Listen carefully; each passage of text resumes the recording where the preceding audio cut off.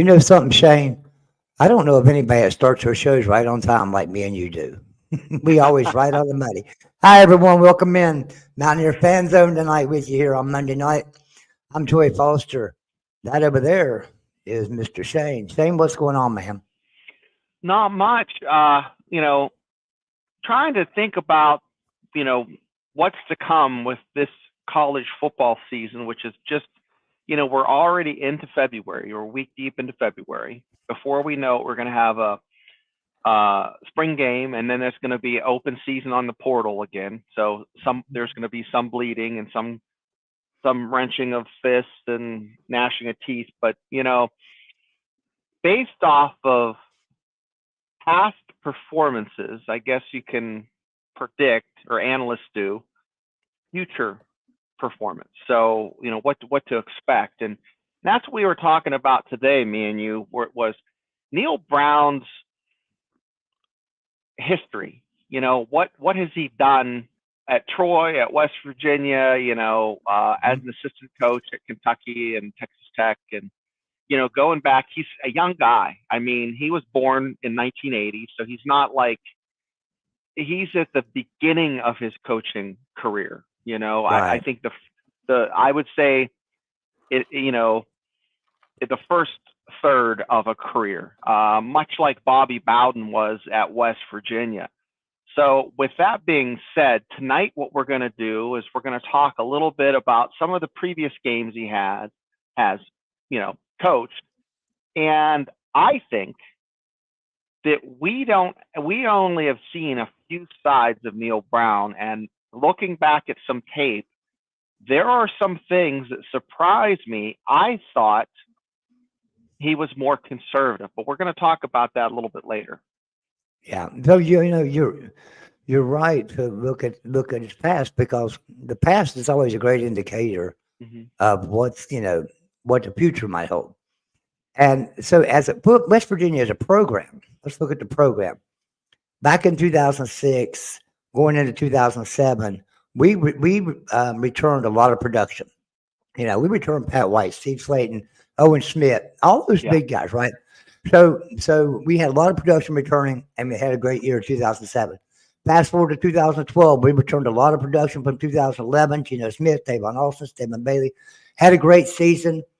I thought that would be a year that we would probably play for a national championship, but we kind of dropped out, kind of dropped down because playing our first Big 12 road trip schedule, proved to be proved to be harder than we thought, really. Yeah. Yeah. Gino And then, struggled that game. right, then go back Yeah. to 28. Then you go to 2018. We returned a lot of production from 2016. We thought, okay, Will Greer, and Eli Jennings and all these guys, we are going to be a fantastic team. In 2018, we were a good team, but we dropped some games, and so we just couldn't get there. This year, I'm looking at returning production. Let me ask you a question. Who do you think's number one in the Big 12 returning production this year? Oh my. As a team or just a player? As a team. Number one I would team in say the Big Texas. 12 with I would returning say production. Texas Tech. No, it's actually Oklahoma State Oh, returning that's a good one. 79%. Yeah, they're returning 79% of their offense and 74% of their defense. This kind of surprises you as you get on through. So I'm going through it real quick. Um, so Colorado's number two, returning 69% of their offense, 76% of their defense. Utah number three, returning 75% of their offense, 70% of their defense. Um, and then you go down, and TCU's number four, it's got returning 63% of their offense, 78% of their defense. And then you go down West Virginia. Now, West Virginia is number five in the Big 12, but number 24 in the nation as far as returning production, returning 70% overall, 89% of their offense, only 52% of their defense. Now, So wait, what you just told me from that snippet of information, with West Virginia being 24 and being fifth in the Big 12, you're telling me that the Big 12 is the most stable conference in without a the doubt, USA, hands without a down. doubt, But hands down, I mean, you got 5 teams in the top 25 that are in Big 12, and and so that's kind of unbelievable. The number one team in the country with returning production, Virginia Tech, returning What? 90%, returning 95% of their offense and 77% of their defense. I Virginia don't know Tech's if that's a good thing though. pretty good last year, so Virginia Tech's liable to be Yeah. low. You hear a lot about Clemson and Miami and Florida State out of the ACC and Louisville as well and North Carolina. People might want to talk about Virginia Tech because this sure could be a big year for Virginia Tech in the ACC. But yeah, so that returning production, I think it means a lot. So that if we look at the past and learn from it, okay, we could have a decent year. But like I say, we're number 5 in the Big 12 returning production. So Big 12 is going to be a gauntlet this year. It's going to be very Oklahoma tough. State. That we every week we talk about it. Every week I say the same damn thing. That game will make or break. If West Virginia loses and they win the rest of their games, they're going to play those cats again. So better take care of them first time around, so you don't have to see them again. Have a less likely chance. But yeah, Now, Oklahoma State scares if we me. look at that again, though, let's see something here. So Oklahoma State, we do play, right? They're returning number 1 production. The next one down, I got to go through the whole list here. It was Colorado. We do not play Colorado. Next one is Utah. We do not play Utah. No. And the next one is TCU. We do play TCU at home. Right, and then West Virginia. So the 2 teams that are returning a lot of production, Oklahoma State and TCU, only 2 of the top 5 are we going to play because we're one of the top 5. So we're only going to play 2 of them. So that can make out for a little bit easier schedule, knowing that we're not going to play all that returning production, especially for Utah and stuff and Colorado. That could mean something. You mentioned Colorado, and I think their coaching staff was, even before the season ended, they were basically throwing their offensive line under the bus, saying they're going to be looking for some fresh blood. And, what percentage of that is self-inflicted gunshot wound? Are they literally saying, okay, we're going to have a turnover of 15% of our roster based off of we're going to be shopping?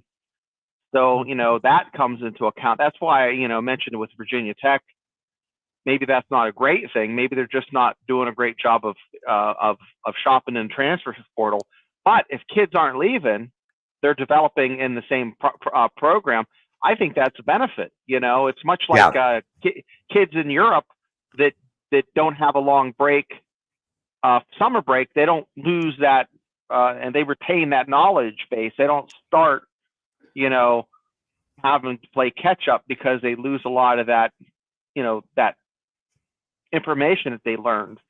So I think that's true in football with, the schemes, the offensive play calling, defensive play calling, and kind of like the pulse of what the coach, the program has, and but hey, before we get too much further into this, I do want to let everybody know we got to cut this a little bit short tonight because Shane has something to do and I have something to do. Yep. So we're not going to be with you the full hour tonight. Apologize for that, but we do want to do a show because we appreciate all you guys that come in with us, Kelly, Timothy, all of you. We love you all. Right.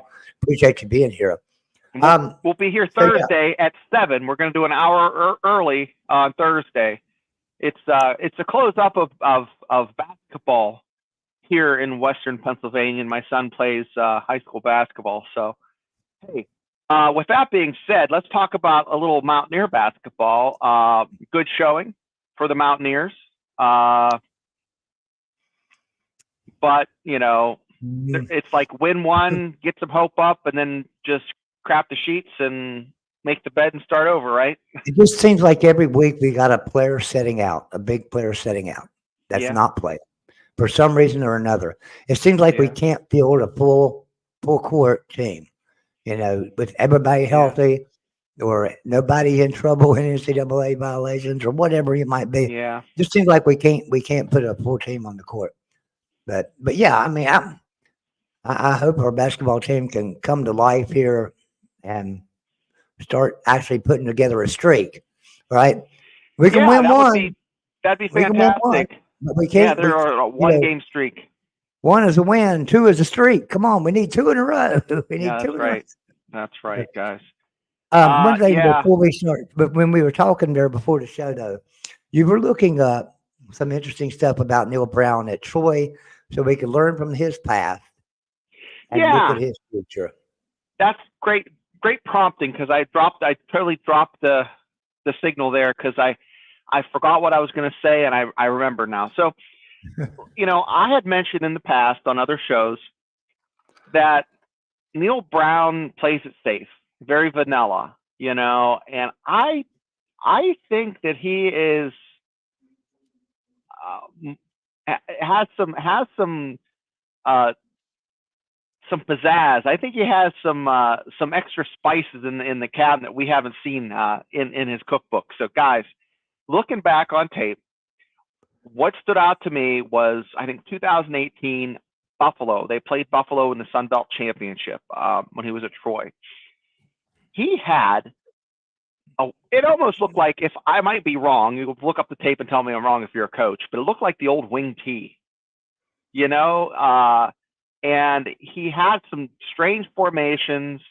Uh, they they won that game, but I think he is really going to be prepping and planning, and it's never too early to look at that first game. And I am very, very optimistic that he's going to make a game of it because looking So back at his, what's that? he beat Buffalo in 2018, so I'm thinking that had to be Lance Leipold at Buffalo in 2018. Am I right? Yeah, let me look. Let me look here. Yeah, I think that was. It's just I need to go back here and look. They won 42-32 in the Dollar General Bowl. That was no that the Sun Belt last Sun Belt game they played Appalachian State and they lost. And then on the 22nd they played in the Dollar General Bowl against Buffalo. Yeah. So, that was where he kind of, and the pressure's kind of off when you're in the bowl game. You're going to Right. let everything fly. But that was refreshing. And going back, 2018, it was they started their season off with a loss at Troy against Boise State, a ranked team, and then they put a hurting on Florida A&M, and then they went to Lincoln, Nebraska. Okay, I would say, in Nebraska, even though they haven't done much lately, okay, they're shelved them their former selves. If you go back 50 years, let's just say maybe 75. Let's go back to like the end of the Army era when they had Army was 3 years where they had Heisman Trophy winners. Okay, so you got Army, and then you got like Alabama, they're in the 70s, and then you have Nebraska in the 90s. You had 80s. You had Miami, the U. Penn State was good then. Pitt was good in early late 70s. But Nebraska is a story program. 94, 95, I think, are two of the best teams ever in college football. And they still hold a lot of clout. You had Troy, little old Troy, going in there and beating Nebraska at home. Okay. Mm-hmm. And this isn't a one-off. Neil Brown has done this. And you were mentioning that you think Pitt might have been that win for him last year. And it might have been. But the year before that, they beat LSU at LSU Mm-hmm. in 2017, guys. And then the year before that, who did they beat? They beat another stud. Well, they lost to Clemson by a touchdown at Clemson, which is a hard place to play, guys. So 2 out of 3 years, all 3 years competitive with a big major school. Okay, at Right. little old Troy. So fast forward. Now they've trusted the climb. They have knots in the ropes. They got their feet tucked on the bottom. A little bit of breath. Mhm. That last little bit, going to touch the bell. What's going to happen now? I mean, the climb, I mean, are they still climbing? I think they're just about there. If they ring that bell at the top of that rope, it's going to be against Penn State. I think so too. Yeah, that would be a great win for the program. And we've learned from the past that West Virginia can beat Penn State, right? We've done it in the past several times. So we've also learned from the past now that Neil Brown has a history of beating a team that he's not supposed to beat. Where he beat LSU, nearly beating Clemson, took down Nebraska, all those are at Troy. Now he comes to West Virginia. He doesn't have that signature win at West Virginia, unless you count the Pitt game last year and say, okay, that was a rivalry game, it was a big game. That could be a signature win. So we'll count that as a signature win for now.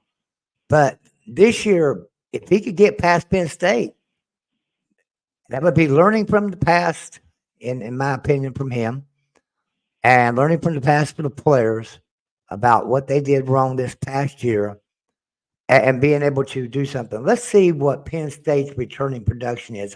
Go ahead and talk. I'm going to try to look up Penn State's returning production. Yeah, Penn State, I mentioned this on our... They're actually 23rd in the nation, and we're 24th. They're returning 74% of their offense, 66% of their defense. So they're pretty good. One caveat to that.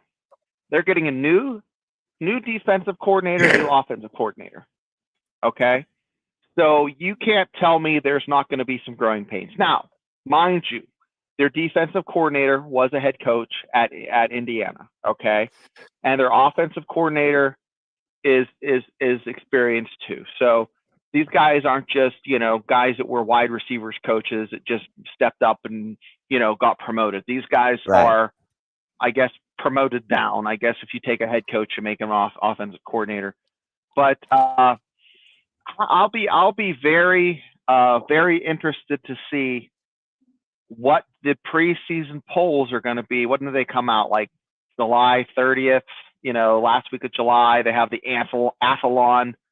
Remember when they had those ones with Pat White on the front, and there were like four different covers, and those were exciting times. And I'm thinking that's going to happen again. Now, there was talk about good old days. Your buddy Rich Rod. Guess what he was up to? Guess who he had over to his house?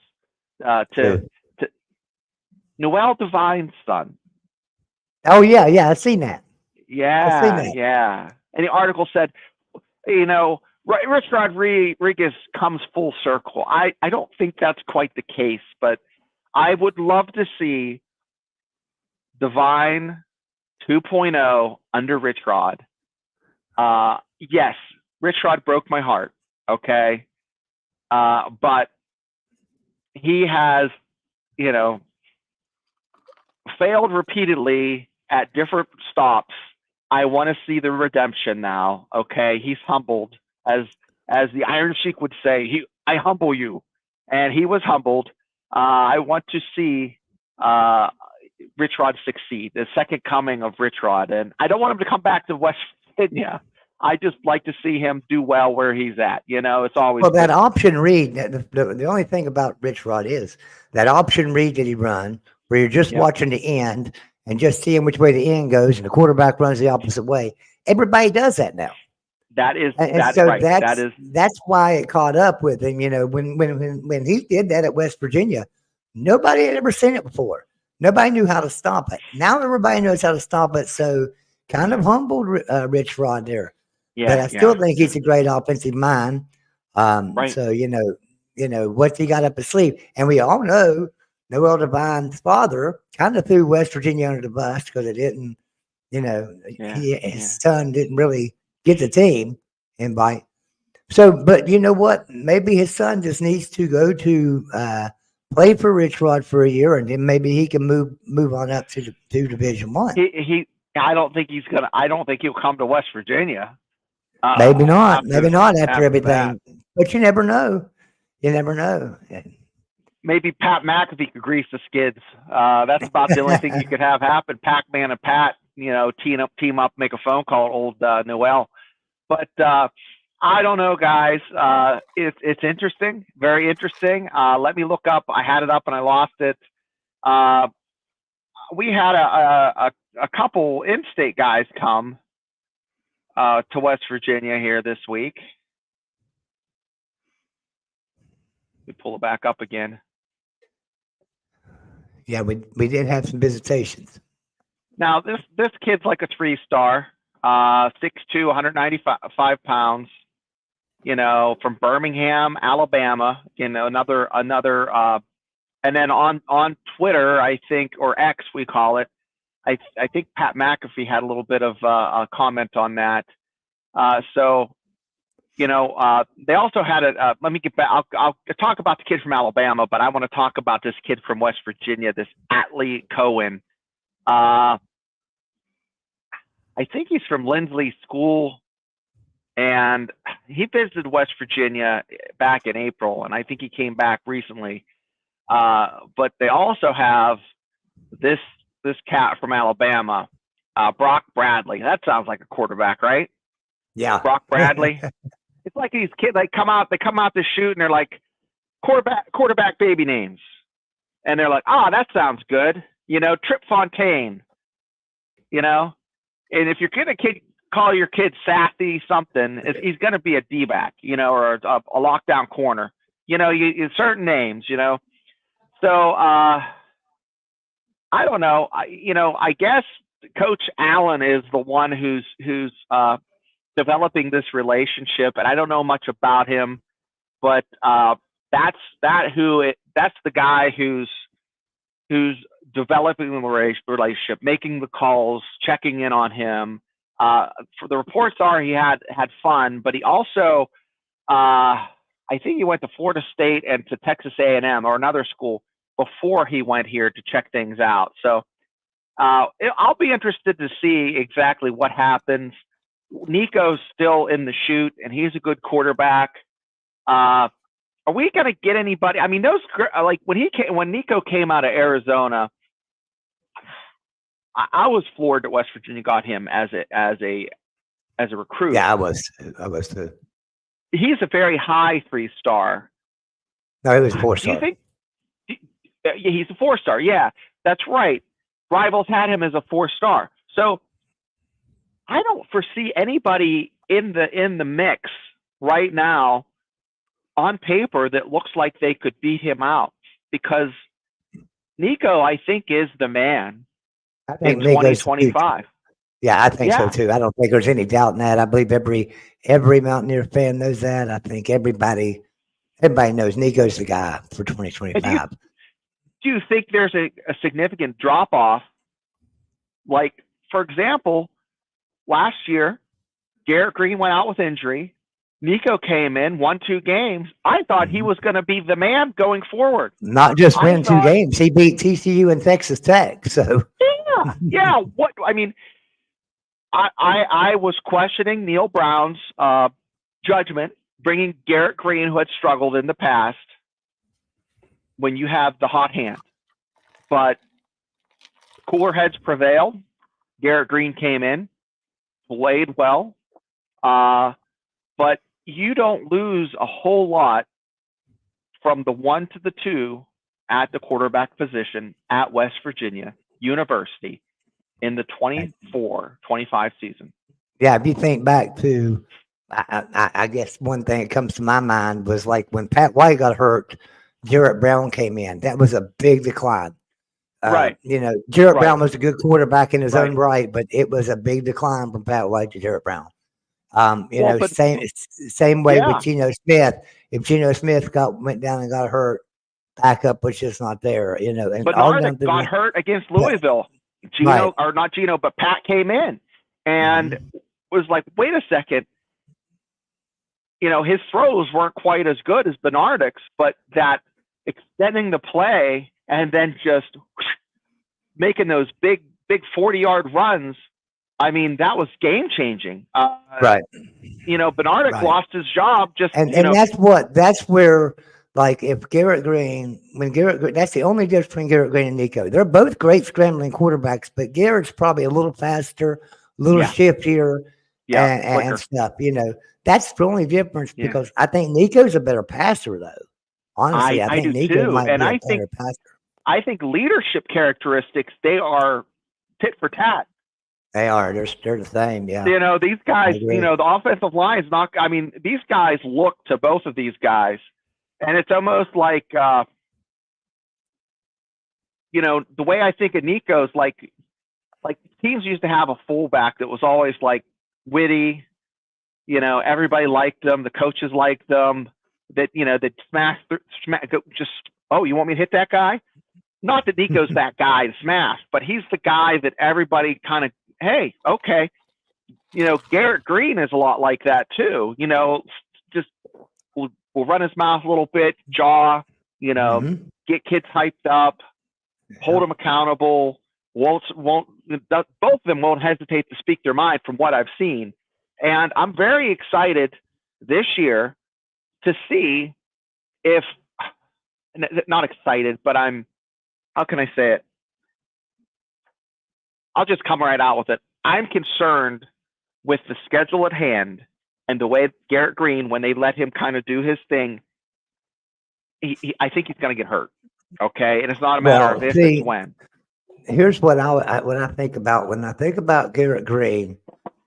I see that heart and determination that Skylar Howard had. Remember Skylar Howard? Oh, yeah. I mean, he could take over a game if he got mad and got in that zone. Remember him? I think it was Arizona State. We played Arizona State in a bowl game. Remember? I don't remember what bowl game that was, but we played Arizona State in a bowl game, 2015 or 16. Anyway, he took over that game because we weren't losing, but we just couldn't really get ahead. We couldn't get out ahead of Arizona State. And they were being physical. We were being physical. And I can remember Skylar Howard taking that ball and just taking off running down the field and just going straight into linebackers, and giving them a shoulder and running them over. He kind of took over the game. That's what Garrett Green can do. But in the same sense, Skylar Howard's a little bit bigger quarterback than Garrett Green. So you worry about him taking a hard hit like that. But yeah, I mean, he's got the same he's got the same kind of determination as Skylar Howard had, to where he don't want to lose no game. He'll take a game over if he has to. And I like what Tim Green says here. The Wolfman was big on Nico. The Wolfman was huge on Nico. I'm big on Nico. He was not big on Garrett Green. He liked Garrett Green, but he just said he was just a little short and couldn't see over the line. Nico's a lot taller, can see over the line. All true. Pen to paper. If you had the kids lined up, and after those two games that Nico played, I was like, in my mind, Shane was thinking, all right, let's roll with this guy. Even if you lose a few games, it's developmental. He's going to be a stud. Okay? Let's keep putting gas in his tank and have him go. Move Garrett to 2. Give this kid a shot. Because I think we talk apples to apples a lot here. I mean, they were the same kind of apple, They're both good. I think, like I say, Nico's a little bit better passer. Garrett Green's a lot better runner, but Nico has that same determination too, like Skylar Howard had that I talk about, that Garrett Green's got. They will take over a game. Either one of them can. I remember, and I'm sure we all remember, watching the high school championship in Arizona, and Nico taking over that game, and he was sick as a dog, throwing up and everything else. But by gosh, he came back. What was they down? 3 touchdowns with like a couple of minutes to go in that game. And I'm looking up what it was because it was amazing. I watched it was on ESPN. I watched Hamilton quarterback Nico took that game over. Took it over with 2 minutes left, and in 3 minutes he scored 18 points. And here's the thing, a lot of those plays he was hurt. I mean, they literally picked him up out of the pile a few times. Mm-hmm. His character, determination, off the scale, can't measure it. I mean, I think that gives him, and that's probably why the Wolfman dug this kid, because this kid would put his hands on the belt loop of an offensive guard and pat him on the ass and just ride that horse, you know, Yeah, he and would. just say, you know, just steer him. And that's old school football. And I think that's what, you know, West Virginia gets when they have Nico. Garrett is a little flashier, a little more mouthy, as evident in our loss because of the penalty, shortened the kick. You know, that's, guys, you have to, if you're going to take the shine, you're going to take the shinola, you know, you're going to take the shit. And I give him the turd award for getting that penalty. Okay. You know, not to take your helmet off, you know, play stupid games, win stupid prizes, and West Virginia freaking won the freaking trophy that day for stupidity. Anyways, but you know, Neil, to his credit, didn't really. Hopefully, he berated him in private, but he didn't say anything about it. Oh, I'm sure he did. You know, that was the I hope Houston the hell game, he right? Yeah. chewed him a new ass. He actually should have got his ass sat for the next game. I mean, that's what I would have done, but I'm not making $4 million a year like Neil Brown is. So, wish I was. yeah, I'll tell you what, I'd hire as an assistant. So, like I was saying, we can't stay with you guys tonight. We really wanted to do a whole show, but we just got some things that we couldn't get out of. We got to do, and it's actually great that we both got to be busy tonight. So now we can have our Thursday night and our, you know, and then on Friday night I'm gonna do a Mountaineer live show, and Jordan Cruz is going to come on with me. Shane probably will come on too. You know, and don't forget. Tuesday night is on the Big 12 channels, Clint Foster. Wednesday night's Frank Fear right here on the Mountaineer channel. So, but I really don't have much time for anything else tonight, and I apologize. Shane, do you have anything else? No, watch us Thursday at 7 for the Big 12. Frank on the channel here at 8 on Wednesday, and you know, we're gonna do the show. You're gonna do the show on Friday, so you know you'll have plenty of Shane and Joey to get you through the week. Yeah, plenty of that. I promise you. I promise you. We will be back, guys. We thank you so much for coming in. Apologize, can't stay with you tonight. Everyone have a great night. We will see you Thursday night at 7. Yes, sir.